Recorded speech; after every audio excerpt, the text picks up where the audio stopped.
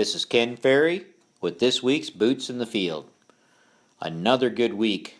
This is a good week for sunshine, good ET rates, good photosynthesis. We're moving this crop in the right direction. That's 2 weeks in a row. That's some kind of record for this year. Forecast says we may get another one next week, so that's great. We've been in the fields all over the state this week doing yield checks and corn trying to estimate beans. We've been in some pretty tough stuff in the corn. We've been sub 100 bushel yields in some fields, and we've been all the way up to 240 bushel yields in some fields. Checking a lot in the southern part in that 200, 210 range. Not anything like last year, but still some pretty solid yields out there. What's keeping those yields held back, of course, is a number of things. Probably the biggest one different from last year is we're not getting any of those 40, 45 long ears like we got last year. They came as a complement of the great June weather we had last year. This year things are a lot tougher, so you're seeing a lot of ears out there in that 33 to 35, 36 long is a pretty good size ear in most fields, and that's holding us back from some of those big yields. We're also seeing anywhere from 14 to 20 around in the same field. So a lot of unevenness in the amount of kernels around, and that's having an effect on what we have out there. The other probably thing we're seeing that's holding some of our yield estimates back is we just don't have the ear count. It's not uncommon to find 10 to 15% drop from planted population to ear count this year. If you guys remember, our goal is around 6%.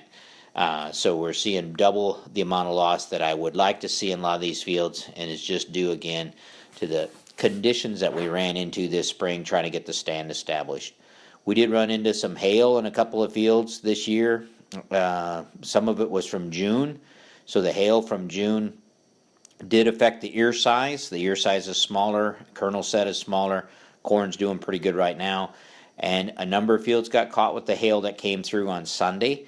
And that hail actually did a lot of damage. It tore up the top of the plants. And in those fields that got hailed on Sunday, we already aborted the tips on the ears by Thursday. So that little hailstorm, thank goodness it wasn't real big, but it did do a lot of damage from an actual yield perspective in the south. What we're seeing out there in both the corn and the bean fields, getting a number of calls, is seeing some drought stress, seeing some plants that are rolling up, seeing trifoliates that are folding up, especially on the lighter soils and stuff. And this is to be expected. As we dig these root balls, both in corn and soybeans, there's a serious lacking of fibrous feeder roots when you get past that 3 or 4 inch range. And instead of seeing the large white roots that we're accustomed to, we're seeing more tan and yellow with lack of feeder roots. And again, this is due to the high water table. We talk about shallow-rooted corn, shallow-rooted beans. It was just a condition those root systems couldn't grow. The unfortunate part in the cornfield is we're not putting any more roots on the corn. Everything is moving towards the ear itself, so there's not any root growth to talk about that's going to improve that situation. Without those feeder roots, that's a big part of the mechanism to pull water into this plant and keep the turgor pressure in it itself.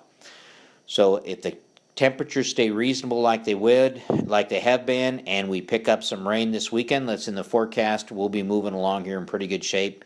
But if it doesn't rain on some of these fields, even where we saw the water stand for most of the season, that's probably some of the first places you're going to see some drought stress popping up in there itself. So we don't need these temperatures up into the mid-90s, and we're going to need water to finish this crop. That's something hard to say when we've had so much water already, but it's going to take some timely rains to keep this fill moving along like we want it to out there itself. So expect to see some stress from that perspective. Out in the cornfields, no doubt, the biggest issues that we're dealing with is still nitrogen.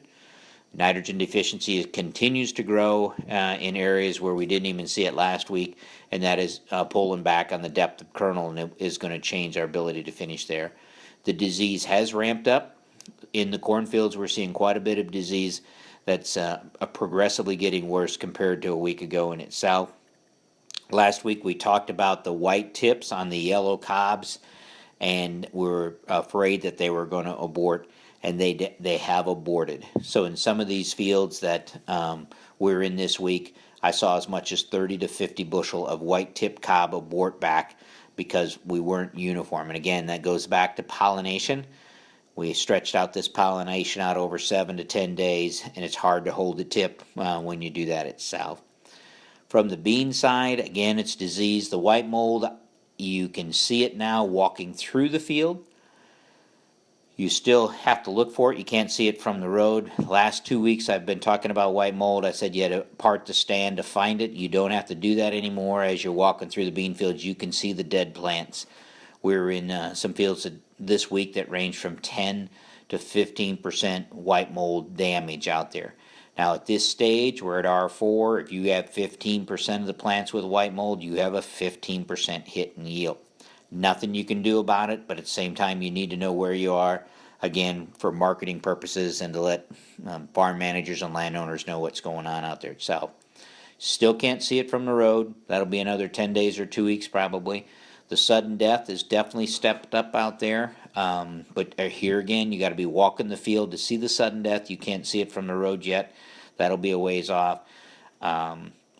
Walking some fields last week and this week, I think I'm starting to actually see some of our sudden death treatments in action. We're starting to see some variances start to take place, so it'll be exciting to watch this, see if we got a product here that's going to work for us. Besides the grasshoppers are getting larger. They're going to get harder to kill now, and they're doing some damage on those outer rows. From the insect side, we did see some clover worm in the eastern part of the state today. And actually, the field that we're in probably could hit threshold. Threshold is going to be about 25% defoliation. So keep an eye on that's going to be a green type caterpillar that's going to be out there defoliating the bean crop itself. From the Tuscola to the Sullivan area this week, we also saw a noticeable amount of stink bugs. So you guys with the seed beans, pay attention to the stink bugs so we don't end up with some damage there from the seed being pierced by the stink bug itself. A few aphids in the corn, not much, and we are actually seeing some spider mites in the corn along the mowed grassed water strips and stuff. So again, not a lot we can do other than spraying those grass areas before we mow them. And this is typically being mowed with a lawnmower, so it's pretty thin as far as the grass is pretty short itself. With that, I'm excited about the forecast for next week. If we pick up some rain this weekend, I think we're going to keep punching this crop in and try to finish as strong as we can. I'll be traveling to the southern part of the United States this coming week, so we get you some crop reports from the road as far as what we're seeing out there. And everybody keep it safe, and we'll talk to you next week.